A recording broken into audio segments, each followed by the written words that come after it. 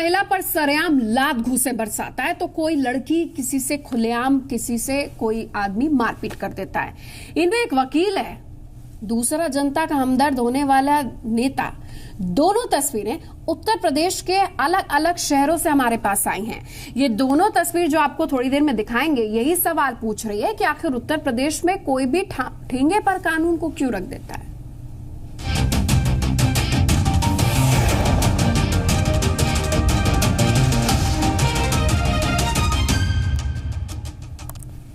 उत्तर प्रदेश में बदमाशों और गुंडागर्दी वाली जो खबरें हैं वो नई नहीं है। तमाम ऐसी खबरें आती रहती हैं, दिन भर आती रहती हैं। आज तो जो दो खबरें मेरे पास आई हैं वो बेहद परेशान करने वाली है, क्योंकि इन खबरों में एक नेता और दूसरा वकील है। एक पर कानून बनाने की जिम्मेदारी, एक पर कानून को इम्प्लीमेंट करने की जिम्मेदारी है, एक को कानून के तहत न्याय दिलाने की जिम्मेदारी है। लेकिन देखिए मेरठ में बीएसपी का नेता क्या कर रहा है, महिला की पिटाई कर रहा है। ये शख्स कोई साधारण नेता नहीं बल्कि विधायक बनने की दावेदारी भी ठोक रहा है। ये हमारा वोट मांग रहा है ताकि अगले 5 साल तक हम इन्हें विधायक जी बनाए, ऐसे शख्स को। दूसरी तस्वीर है मुरादाबाद की कोर्ट परिसर में। ये वकील एक नाबालिग छात्रा के साथ मारपीट कर रहा है, लात घूंसे बरसा रहा है और बालों से उसे खींच रहा है, वो भी सिर्फ इसलिए कि वो छेड़खानी के एक मामले में समझौते के लिए तैयार नहीं था। ये दोनों तस्वीर बेहद हैरान करने वाली है, सवाल उठाने वाली कि आखिरकार उत्तर प्रदेश में हो क्या रहा है।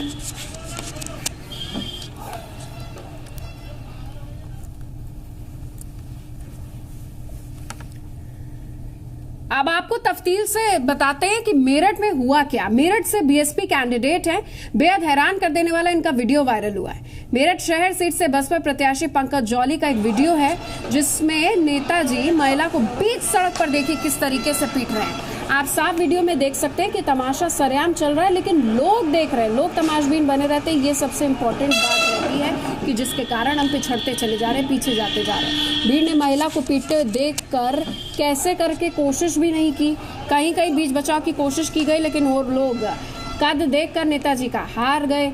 ये वीडियो कब का है, किसने बनाया, ये किसी को मालूम नहीं, लेकिन चुनावी दौर में सोशल मीडिया पे तो वायरल हो रहा है।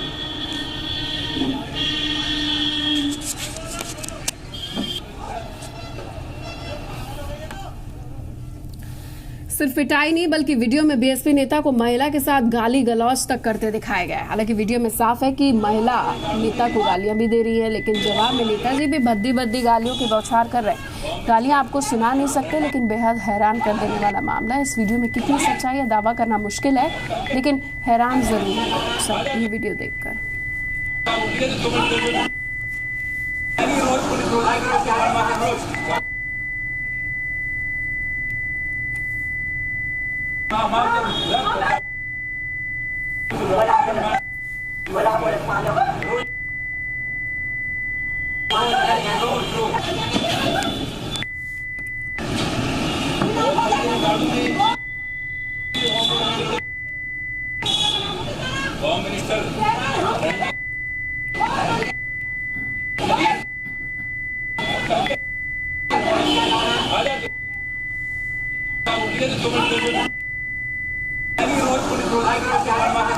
ये मेरठ से तस्वीरें बहुत कुछ कहती हैं। ये जनप्रतिनिधि बनने जा रहे हैं नेताजी, लेकिन इन्हें तमीज नहीं है कि किस तरीके से एक महिला से बात की जाए, कैसे स्थिति को संभाला जाए। ये इनके कंधे पर है, क्षेत्र का विकास किया जाए, लेकिन आत्ममंथन इन्हें यहाँ पर बहुत करने की जरूरत है, तभी ये शायद जनप्रतिनिधि कहलाए। इन्हें वोट चाहिए, इन्हें हमारा वोट चाहिए, क्योंकि इन्हें 5 साल तक विधायक जी बनना है। लेकिन आचरण भी कोई चीज होती है, कोई महत्वपूर्ण चीज होती है।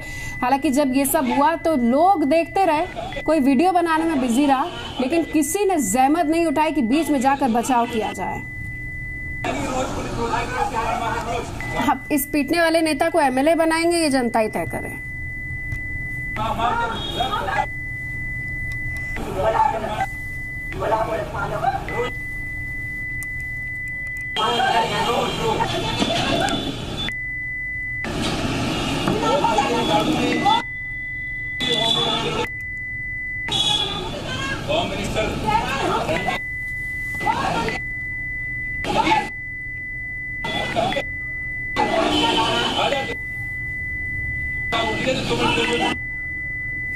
रोज पुलिस हमारे संवाददाता राजीव हमारे साथ मेरठ से जुड़ गए। राजीव, हम यही बात कर रहे थे कि क्या इन्हें एमएलए बनाएंगे? पहले अपना आचरण और अनुशासन अपने में लेकर आए, पब्लिक से वोट मांगने से पहले इस तरीके का काम इन्होंने किया। कोई सफाई इनकी तरफ से? जी देखिए निहारिका, आपको बताना चाहूंगा, लगातार प्रयास किया जा रहा है इनकी प्रतिक्रिया जानने का कि आखिर ये घटना कहां पर हुई और इसके पीछे कारण क्या थे। और जिस तरीके से उन्होंने इस मर्यादा को तार तार किया, उन्होंने महिला की पिटाई की और भद्दी भद्दी गालियां दी, तो आखिर ऐसी क्या घटना थी और क्या वजह थी। लेकिन सबसे बड़ी बात है, जो बसपा के प्रत्याशी है पंकज जौली, वो उपलब्ध नहीं हो पा रहे हैं किसी भी तरीके से। वो मीडिया से बात करने के तैयार नहीं। हमने लगातार उनके घर पर जाके प्रयास किया, हमने फोन पर उनसे बात करने की कोशिश करी, लेकिन हमें कोई सफलता नहीं मिल पाई। उन्होंने किसी भी तरीके की कोई बातचीत करने को वो तैयार नहीं है। जी धन्यवाद जानकारी देने के लिए। वो कैंडिडेट है, ये चुनाव में बीएसपी के प्रत्याशी हैं, अब कोई बात करने को तैयार नहीं है। वीडियो इनका है, कब का है पता नहीं, लेकिन ये वायरल हुआ है। महिला से अभद्रता ये कर रहे हैं, गाली गलौज वहां पर हो रही है, सड़क किनारे तक इन्हें पीटते पीटते ले जा रहे हैं। आप यहाँ पर देख सकते हैं, खुलेआम गाली गलौज हो रही है और ये अपने आप को बनाना चाहते जनप्रतिनिधि। हम सीधे रुख करते अपने संवाददाता अनुराग चड्ढा का, हमारे साथ जुड़ गए हैं। अनुराग, इस तरीके की खबरें आप भी भेजते हैं लगातार। मुद्दा उत्तर प्रदेश चुनाव का सबसे बड़ा मुद्दा जो जितने भी विरोधी हैं वो उठा रहे हैं, वो है लॉ एंड ऑर्डर का।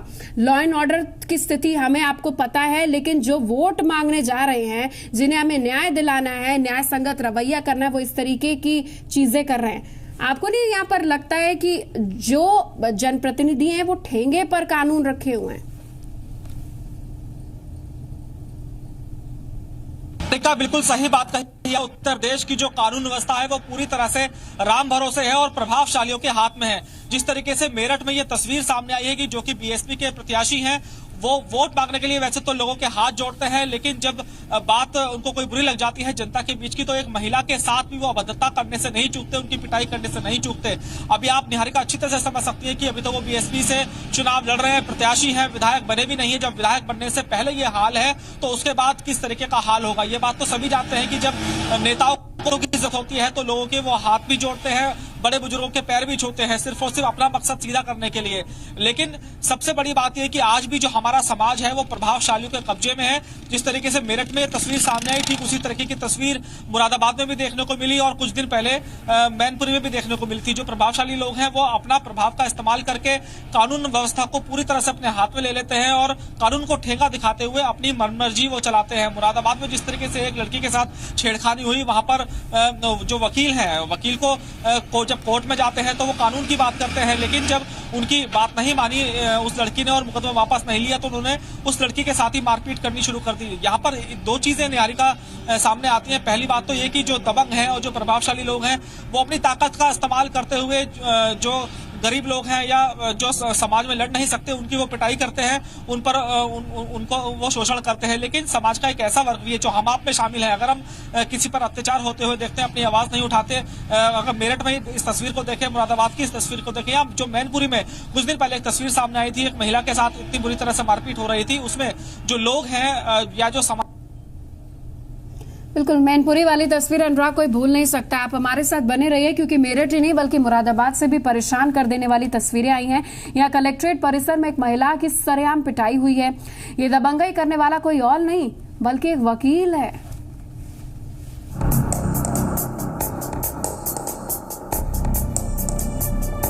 फिर शर्मसार हुई इंसानियत, सरेआम नाबालिग लड़की की पिटाई, तमाशबीन बनी रही जनता। इंसानियत को शर्मसार करने वाली ये तस्वीर है मुरादाबाद की, जहां नाबालिग की सरेआम पिटाई होती रही और लोग तमाशबीन बने रहे।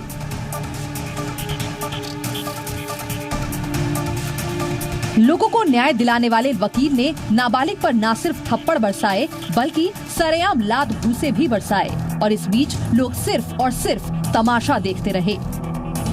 हैरत की बात यह है कि हैवानियत का ये पूरा खेल कलेक्टर परिसर और एसएसपी ऑफिस से ठीक बगल में हुआ। हालांकि मौके वारदात पर पुलिस भी पहुंची, लेकिन लड़की को पिटता देख पुलिस भी उसके बचाव में नहीं आई और तमाशा देखती रही। मुझसे वकील थे 2-4 जने, जयाशंकर और राहुल, और उनके काफी 2-4 और वकील थे।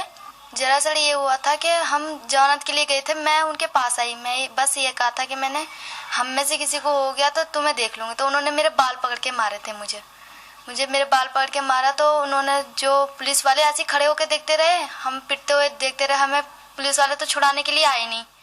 ऐसे बस जहाँ भी पाते वहीं बस धमकी देते रहते हैं कि फैसला कर लो नहीं तो हम तुम्हें सबको मार डालेंगे। पीड़ित लड़की का आरोप है कि आरोपी वकील जयशंकर के रिश्तेदारों ने उसके साथ छेड़छाड़ की थी, जिसकी शिकायत पीड़ित के परिवार वालों ने मझोला थाना क्षेत्र में दर्ज कराई थी। पूरे मामले ने तूल पकड़ा तो आरोपी वकील के 2 रिश्तेदारों को जेल की हवा तक खानी पड़ी। आरोपी वकील लगातार पीड़ित परिवार पर समझौते का दबाव बना रहा था। समझौता नहीं हुआ तो आरोपी पीड़ित को परेशान करने लगा, जिसकी शिकायत अब वह पुलिस से करने जा रही थी। तभी वकील और उसके साथियों ने उसे घेर लिया और उसकी पिटाई करनी शुरू कर दी। हमारे साथ में उन्होंने, हमारे लड़की के साथ में उन्होंने बदतमीजी छेड़छाड़ करी है। तो उसी के दबाव में ये सब कह रहे हैं कि या तो फैसला कर लो नहीं तो हम तुम लोग के बुरी हाल करेंगे। तो साहब बुरी हाल हो ही रहा, घर में घुस के मार रहे हैं, अपना जमानत कराने जा रहे हैं तो कोर्ट कचहरी में घसीट के मार रहे हैं। पुलिस वाले ये भी नु कह रहे थे कि तुम बची आए नहीं तो तुम गोली भी चलता हुआ। इस पूरे मामले के बाद पुलिस ने फरार वकील की गिरफ्तारी के लिए दबिश देना शुरू कर दिया है। पुलिस आरोपी को जल्द गिरफ्तार करने का दावा कर रही है। ये थाना मझोला क्षेत्र में 2 पक्ष 151 बंद हुए थे, जो पेशी के लिए ACM2 साहब महोदय के आए थे। यहीं पर एक पक्ष राहुल है, जिसका भाई वकील है, एडवोकेट है, डॉक्टर है। उनके द्वारा उनके साथ मारपीट की गई, दूसरे पक्ष साथ, जिसमें केस रजिस्टर किया गया। अभी लड़की गिरफ्तार के लिए दबिश दी गई और बहुत जल्द इन्हें गिरफ्तार किया जाएगा। यूपी में सरेआम एक नाबालिग की पिटाई ने न सिर्फ यूपी पुलिस पर बल्कि आम लोगों पर भी बड़े सवाल खड़े कर दिए हैं।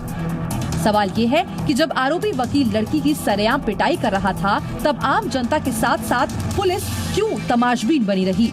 सवाल ये भी है कि किसी ने भी लड़की को बचाने का साहस क्यों नहीं दिखाया? सवाल ये भी कि क्या लोगों में यूपी की कानून व्यवस्था से विश्वास उठ चुका है? दीपचंद्र जोशी के साथ ब्यूरो रिपोर्ट, इंडिया 24/7।